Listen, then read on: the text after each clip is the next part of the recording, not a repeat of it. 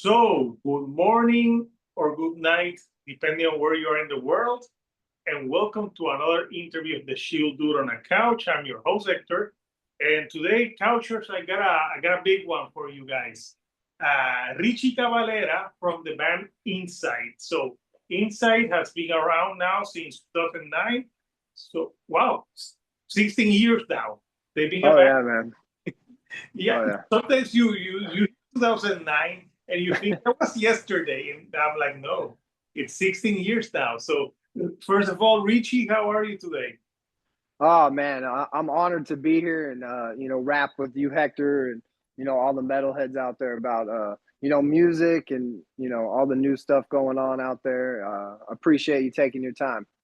Yeah. So this is very exciting for you because you're on a new label, Rainy Phoenix Music.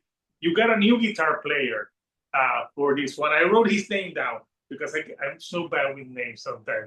Lane Richardson, man. He's Canadian. He's badass. Oh, and he has to be nice because Canadians are very nice. Yeah, man. He's like the dream, guy we've been, searching for. Like always trying to really harness that fourth guy that really met me and Lennon and L's vibe, and he's definitely the dude. I mean, in every aspect, humble, hardworking, all those things you want in a bandmate. How you meet Lane? He actually was good friends with our booking agent. The guy that books our shows, and he knew about Lane. Lane was kind of a small time guy playing in a couple like local bands around Edmonton and Toronto and such. So when we met him and just interacted with him and felt his energy and listened to his influences, it just was like, man, we have been looking for you for 13 years, like literally. And I think it's great to see what was made of this album, seeing what he was about, seeing his influences, creating the piano for Dolores, and so many great solos that I think accompany this record. And we were just like, dude, right, man, like him and Lennon, they met up in Texas and just spent weeks and weeks together just creating the music and getting a vibe for me and L to check out and see what direction and put our notes into where we wanted it to go. And it was just phenomenal. Yeah, I was Dolores. That piano part really, because when people think of Thrash, and because you're a Thrash group metal band, but like piano in it with Thrash. But I thought that it gave it like a real cool vibe. It almost I got reminded a little bit of Devil Driver. A little. I like that. I like that. They're a good influence on us, and yeah, it was cool. I think with the last record, Wake Up Dead, we really, became our own band. We freed ourselves. Me, L, and Lennon really took over the band. We got rid of the guitar player that kind of was like a trouble for us to really catapult to that next step of where we wanted Incite to be musically. And that became what it is with Lane. Lane really created some killer things on this album that just accompany every other aspect of the band. Yeah, no, I listen to this. Even though it's it's punishing record, there's some fun songs on this album, and I don't sometimes metalhead and the word fun. I'm like, no, like albums can be fun and brutal at the same time. For example, I know this song is not out yet, but I'm using this song to pump me up every morning, and I wrote it down. So of course, it's Feel This Shit and Fired Up, which is man. which is the second track on the record. And I'm like, this morning I was like, oh no, with you, and I put that track on, and that track on was like, yeah, like yes, I felt the energy. It was better than coffee. I love that, man. Yeah, I think that's the cool thing about this record, that kind of started on the last one, Wake Up Dead, is this like fun. Each song is very different, but you can tell it's all collective, when you listen to it all. And, we're doing 5 singles off this record. And then I think the other 5 could have also been singles. So you mentioned the song, Feel This Shit Fired Up. That's a ripper. And, Doubts and the Fear, I think, is one of the tracks that's going to really stand out for people. And yeah, it's a killer vibe, man. I'm glad that you're hearing it and digging it. Is that track down? Because there's a track, and I can't remember now, where you do something different vocally. You do like a whisper thing. Yeah, that's on Doubts and the Fear. And that's like really a track, like I said, that I think is really going to stand out once it comes out. It's got a killer message, I think, about something we all go through. And you hear Lane, he breaks out a 12-string guitar in that bridge breakdown section that, has this really cool Middle Eastern death metal, black metal feel to it. It's really cool, man. And, again, makes for surprises and really cool aspects on this record.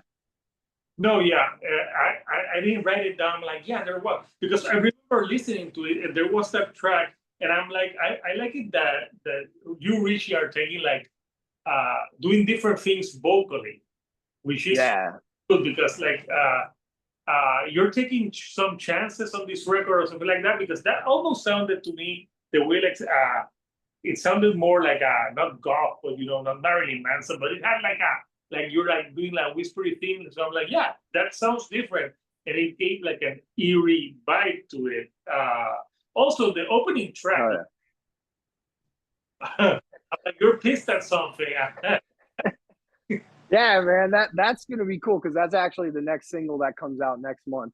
You're referring to Lies, and yeah, man, I always look for an opening track to be really blistering and really show who we are as a band. Obviously, I think the in your face, high energy, aggressiveness that has become Incite, I think, really stands out on that track. And again, you have new aspects though, like that chorus, man, is punishing, and I think it's a track that really, goes into your head, and something we're all surrounded with are constant lies. It's one thing to be a polite lie, but the things we're experiencing is an overload of bullshit everywhere. So I think this track will resonate well with a lot of people. Yeah, I think people can relate to all the happening in the world. And then, yeah, like I said, yeah, it's a great album starter. Also, the first single that you released, Just a Rat, that's a great one as well. So for you, like, for this album, like when you were going like the writing process, lyrics, how much of your like own experience did you put into the lyrics of this record? I think that's always been a staple of what I've tried to do, whether it be like something I've seen like visually as like the planet, or a situation with like family or friends, or my own troubling experiences. But I think more on this record than the most, I really just like opened up really deep into myself. I had been through a lot, as we all have the last few years, and this record really was my release on an epic scale, and I don't think I held anything back. And me and Elle had a really good talk about just kind of lyric approach and where I needed to, go, and not feel that pressure of like, I need to sing about certain topics because that's like what metal community thinks, or I think it should be like. It was just more like, let it out, man, and see where it takes you. And I think it produced, resonating songs and relatable songs. You mentioned Just a Rat. I think we've all, again, dealt with somebody that's come into our lives one way or another that's been backstabbing or harmful, or not there for the good purpose of what we're living for. So yeah, man, really reflective for people, I think, to listen to the lyrical content on this record and really understand. You have a song like Used and Abused, which is about going through like a violent kind of crazy relationship, mentally and physically and everything in between, and dealing with that. And I think that's always been something we've dealt with, like War Soup being about bullyism and all that kind of stuff. So it's cool to reflect on a record after it's done. Definitely. Yeah. We've all had that bad relationship stuff. Yeah, man. And Triumph, I think this is one of the more positive records of ours, like Chucked Off, and Doubts and the Fears, and Never Die Once, and Savage New Times, I think is a very inspirational ender, kind of inspired by like a Judas Priest feel, and bringing something forward, not just depression and sad shit, but also a, a lit view of what could be. Yeah, no, I didn't feel like this was a depressive record. You did Yeah. like with the harsh stuff, but I think like because there's some albums like like I've heard some depressive music. Yeah, definitely. Definitely. It's hard, but you can't sing about also three things all the time. And so obviously I didn't make Savage New Times is the name of the record. It's August 15th. And you have it, you have it right there. I don't know if you can show it because well, Yeah, of course. No, of course, man. Yeah, I just got, our copies in the mail for tour and stuff to, get out. There's the green one. It's available for pre-order, and it's really a beautiful piece of artwork, done by Marcelo from Brazil, who's worked with, Kerry King and Slayer and Deicide and so many great acts, and it's beautiful, man. yeah, no, Beautiful. that's a great artwork. Yeah, no, I saw it. I'm like, oh, there's the artwork. I'll show it later. We'll talk more about. But yeah, the green really looks good on it. So yeah, so I hear different influences. Like let's go. Like when you were like growing up, like which like bands got you into this heavy music? I was big into like suicidal tendencies. Early Megadeth was a big thing, for me when I was young. I was obsessed with Megadeth, like up to like Symphony of Destruction and those types of songs. I loved them, and I evolved into more like a Faith No More and Deftones and Crosses, and now kind of a little bit of a reggae. But man, I'm just a music fan. I think that's one cool thing that, being in the family that I'm, in, is music of all kinds was always around us. So, metal obviously being the more dominating one, but I was introduced to bands like, Luscious Jackson and L7 and Funk Junkies and all this other aspect of heavy stuff that is just a cool vibe and a transitional from like that melodic feel to alternative. No, you mentioned reggae music. So that's any like Bob Marley. Oh, of course, and Peter Tosh, and I think I dig a lot of like Ziggy Marley, and I'm big on Stick Figure and Revolution, and I'm really into that. I live in Southern California now, and I express this like really peaceful vibe, that comes off from me in between touring and creating these albums that really take a lot out of your soul every time you do it. So regaining that peace and harmony is a real nice experience. Yeah, that's why you listen to different types of music because Oh yeah. I love that series. That series called "What's in My Bag." Especially, I like it when there's like metal dudes people complaining, oh, they bought stuff that isn't metal. I'm like, dude, I'm sure if they metal all the time, they want to listen to something else too.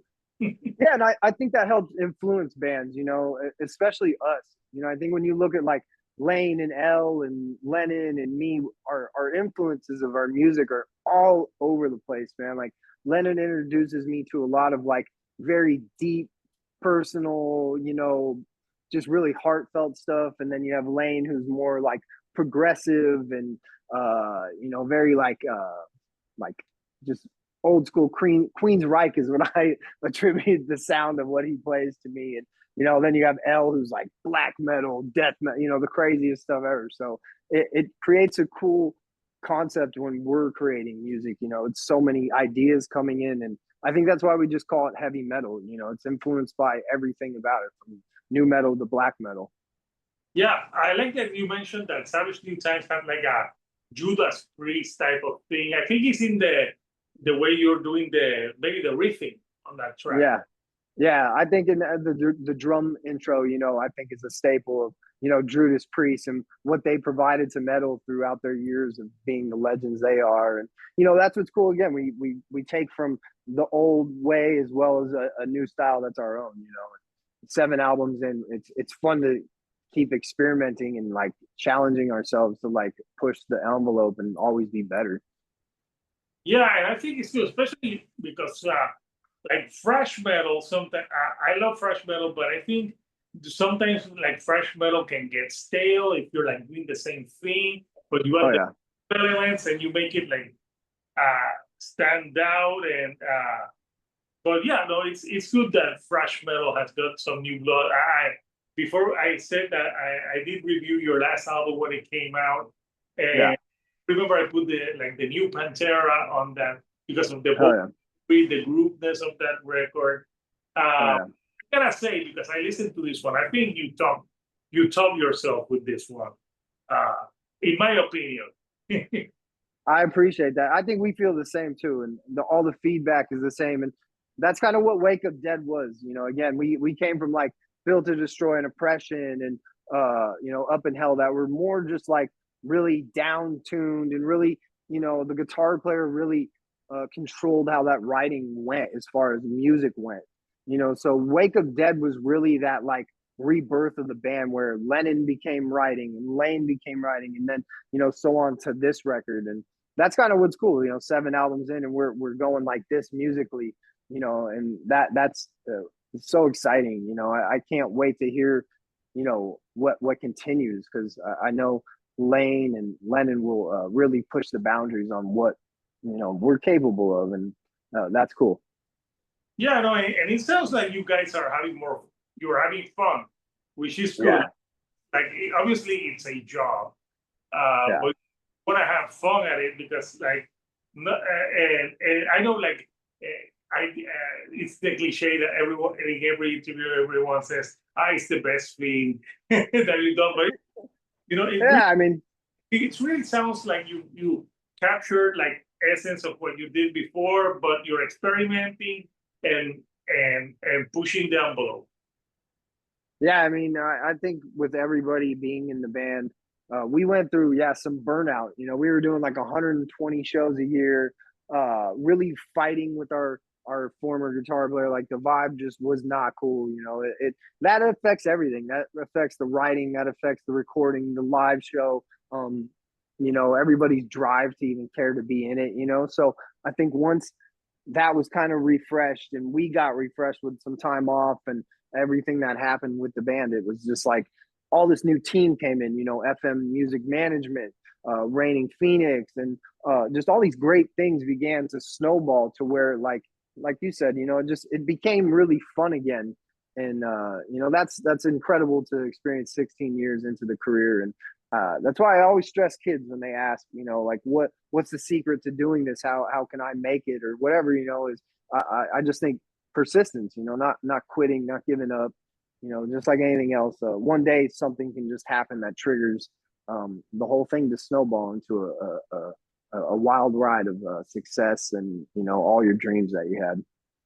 Yeah, and also it's good when the band steadily goes in an upward trajectory because Yeah, a lot of bands that they can have like the first album blows up and then it's but Incite has that like that trajectory where it keeps going up. So that's a good thing. So and this summer you guys are gonna be busy in the Summer Slaughter tour, which I have the promo right here, the flyer, and that's gonna be a cool tour. It's gonna be a heavy as hell tour. So tell us, first of all, I think it's Hatebreed. So it's gonna be Hatebreed, Bleeding Through, Fugitive. I don't know them. I think I know Malevolence, and I see other. And obviously, you guys are gonna be there. Tell us a little bit about obviously going on tour with these bands. yeah. I mean, it's an honor for us to go out with like these bands, man. Hatebreed, someone, I from touring with Soulfly and being a part of that. I was there at the early days of Hatebreed, and that was a cool experience. And for him to full circle it for helping Incite now is incredible, man. And Bleeding Through Legends and Fugitive, man, they're incredible. They're out of Texas. They have that real power trip vibe. Obviously, the guitar player is a member of Power Trip, and they bring it, man. And everyone else does. We're stoked to be a part of this. Really be kind of like the kickoff for the new record cycle, and we're so hungry, man. Like we are coming to be one of the best opening bands that's ever been a part of a Summer Slaughter tour. And I hope people come out early, check out all the bands, enjoy themselves, and just be be in the moment of what's happening with all these killer bands in one night. Yeah, and everybody, you have your hardcore, your metalcore, you have your thrash. So there's a lot of variety on this tour.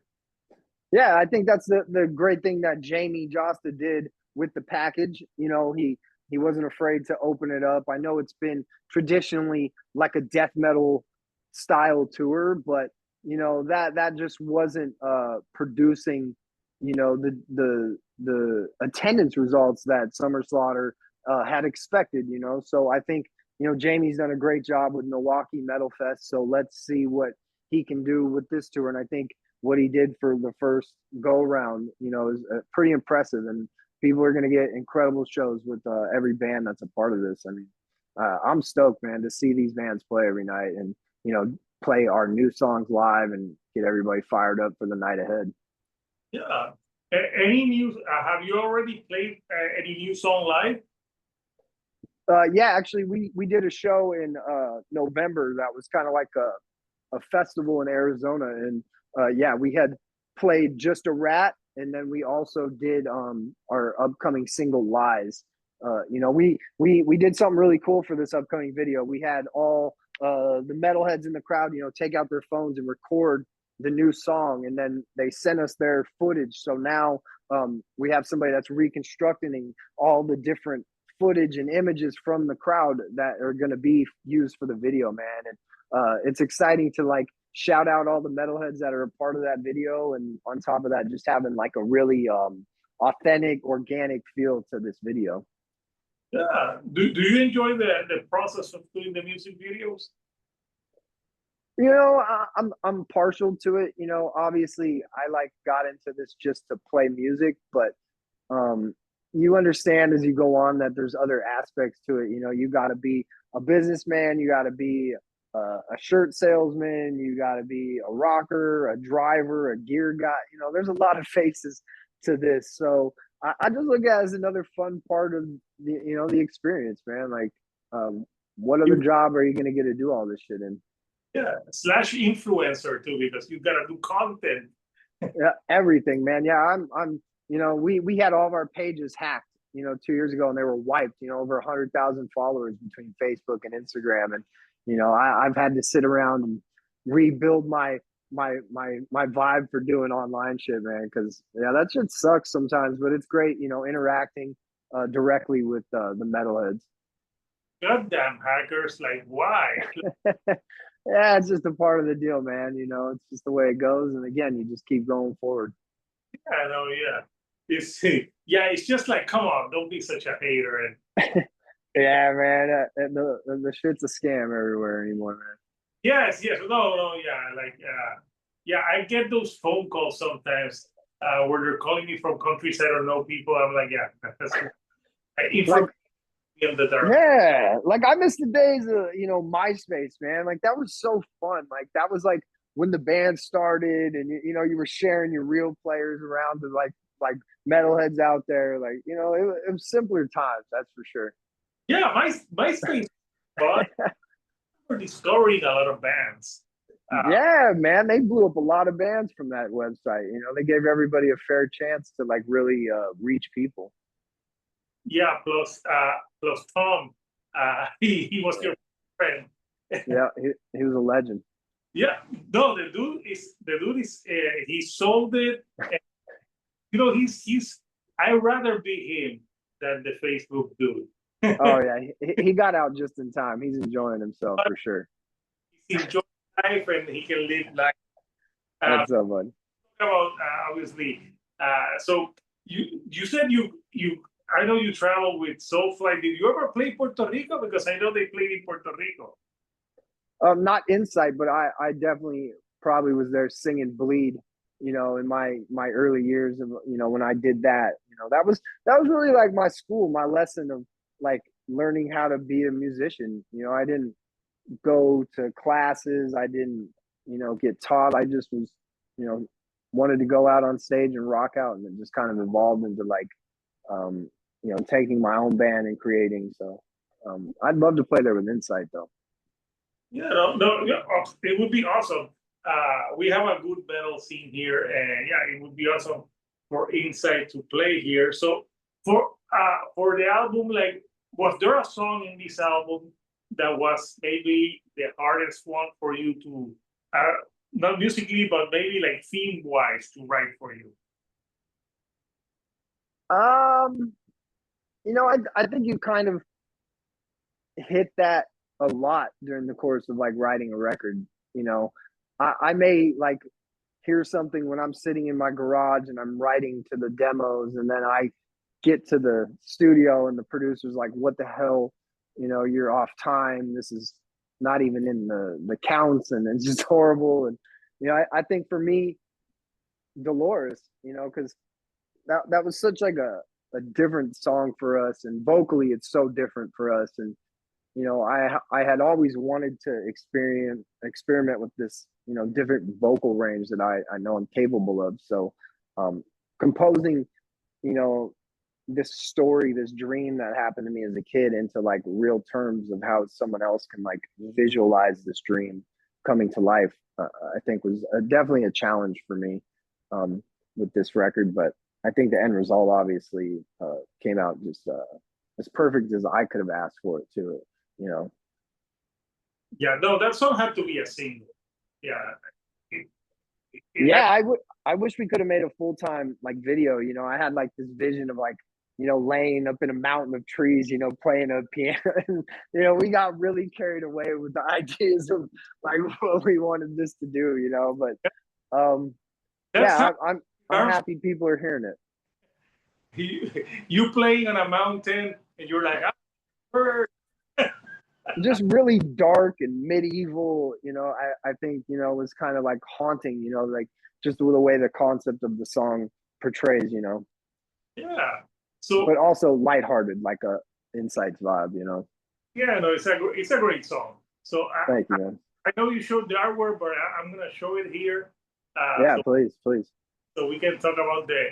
So obviously we have the artwork, and you mentioned the, you know, the Marcel Vasco from Brazil, who did it. First of all, like, you changed the logo. You did some changes in the logo, but tell us when did you give him?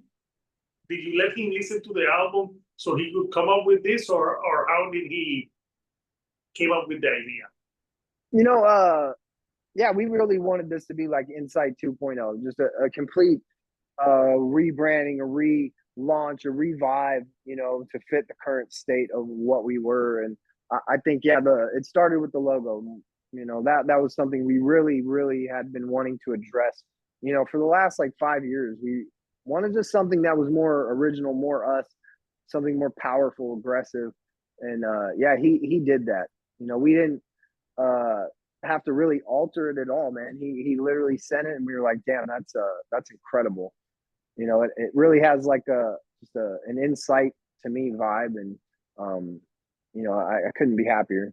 And then regards to the cover, we had been working already previously on one, you know, that we were happy with, but not, you know, blown away with. So we talked with the label, and they had the idea to bring him in also to do the cover artwork, which you know, we had no reserves for that, because he's a legend, man. And a big thing for this band is always working with these killer cover artists like Dan Seagrave and Andre Buzikoff, and you know, the incredible people we've had do previous covers. So you know, he put this together, and it just totally had that Hellraiser meets, you know, Alien Prometheus, you know, and really represents the times we're in, you know, just fuck. Yeah. When you mentioned Prometheus, I'm like, yeah, it looks like in Prometheus, the engineer.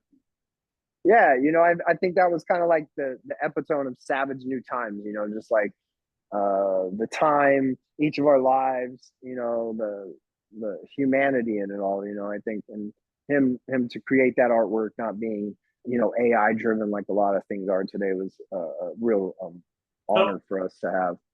Too much, and I salute you, the band, for doing commissioning artists to do work, because like if everything starts being AI, and like, come on, you're taking jobs away from people.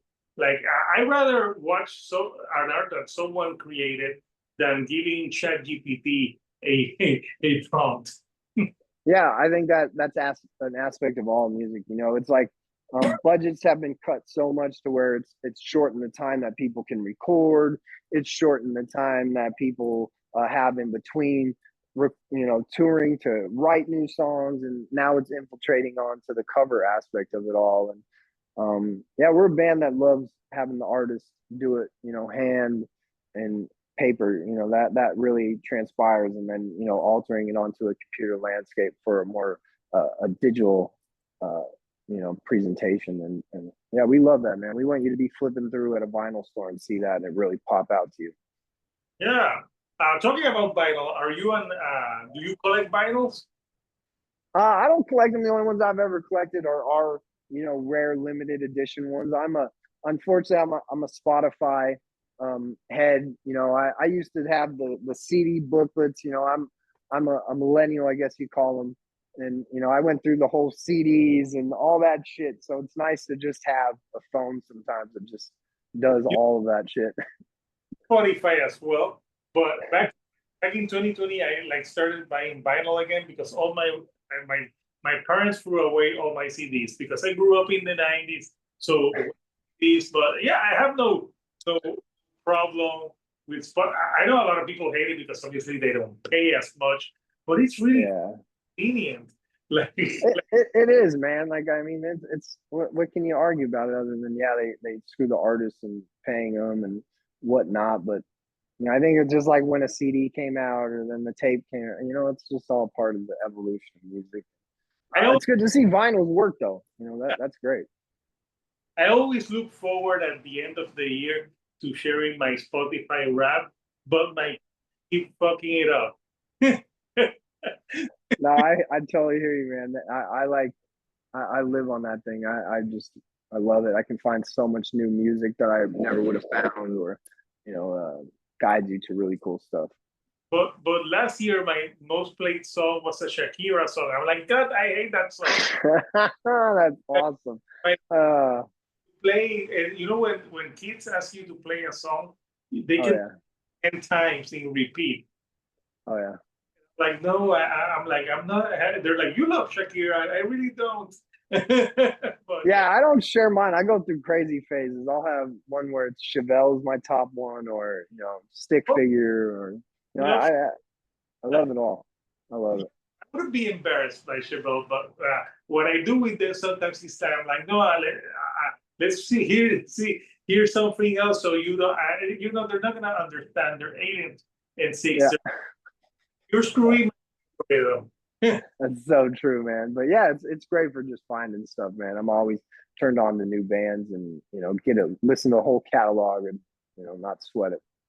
Yeah, so you obviously the album's gonna be out August the 15th. I'll put the pre-order link for Raining Phoenix Music. Thank you. Variant, there's the green variant that we saw that you had. Do you have the record player to play it?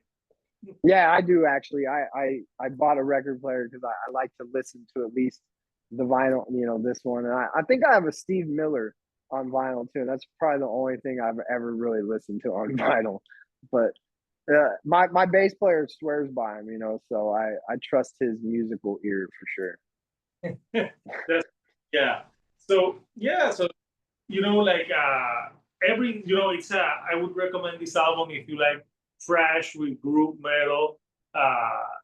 Give Incite a listen, and obviously if you're in the States, catch them this summer on the Summer Slaughter tour. So after the album ends out and Summer Slaughter, like any plans? Are you ready thinking of new music, or you're gonna take it slow, see how this one goes? Oh no, we're going nuts, man. We're gonna hit another tour that starts September, I think October, with I think I can say it, I'm just going with 6 Feet Under. That should be a ripper. And we're just gonna go from there, man. We got to do a lot of countries and a lot of the earth because we've been slacking, and we got to hit Europe really hard. I expect to keep going until the next record gets recorded. So I'm stoked, man. I'm ready. Last year I talked to Jack Owen. Oh yeah, he's a great kid, man. or he's a big time Suns fan, which is fun for us, like being from Phoenix. So he like we toured with them twice in Europe, and he shows up with like his 1990s retro Sun, outfit, the basketball team, and we were like, oh man, you dig the Sun, so we kicked it off with Jack like right away, man, and we Yeah, had Chris on a record doing guest vocals, so yeah, we love those guys, man. yeah, that was when the Phoenix had Barkley, Marley. Yeah, man, and we shoot the shit and talk stats with him all night, and I love that. That's what's so cool about the metal world, man. You meet just so many cool people and great characters, and everybody with different backgrounds. It's a hell of a life. Yeah, I have no idea who plays right now.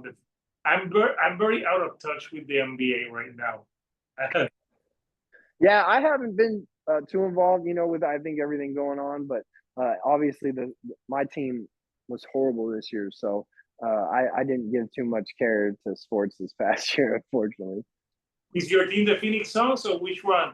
Oh yeah, that's my team, man. We had one of the biggest just collapses in sports, man. We traded everybody, bought all these horrible players, and just didn't turn out the way we thought it would. It happens. But you know what? I think today's NBA players, if they all went back in time and played in the 90s, they would die. Because back in those people, like people hit Michael Jordan.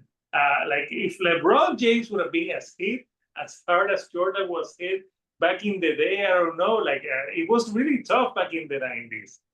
Oh yeah, I think that's probably why I don't appeal to it so much today. Because growing up in that era, that was true basketball. Those guys gave everything they had every time they stepped out on that court. And the guys, I'm sure they do now, but it's just a different, mentality. It ain't that dog mentality.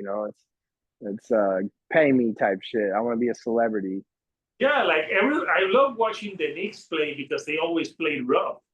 Yeah, they have more of an old school team. There's a few of them out there, but it's just definitely gotten a lot softer and not as exciting. I think in the way the camaraderie and the effort goes. See, people metalheads like sports too. Oh yeah, we like everything, man. We're just normal ass people too. We do dumb shit. We eat food. We take shits. Like, it's we're just like y'all. At least most of us are. Yeah. So Richie, I'm not gonna take more of your time. It's been great chatting with you. So before anything you'd like to say to the fans before we go? Yeah, thank you all for chilling on your couches with us, chilling on our couches, and I appreciate you, Hector, and everybody out there that's checked out the songs, checked out this, and just really enjoyed metal in their life, man. Mad respect to y'all, and wishing the well to everybody out there. Awesome, man. And once the album is almost out, I'll do an album review. Not right now because it's like 3 months away, but before the album, I'll do the album review. Hell yeah. I'll do the album review. I'm like, if you want to know more, just watch this fucking interview.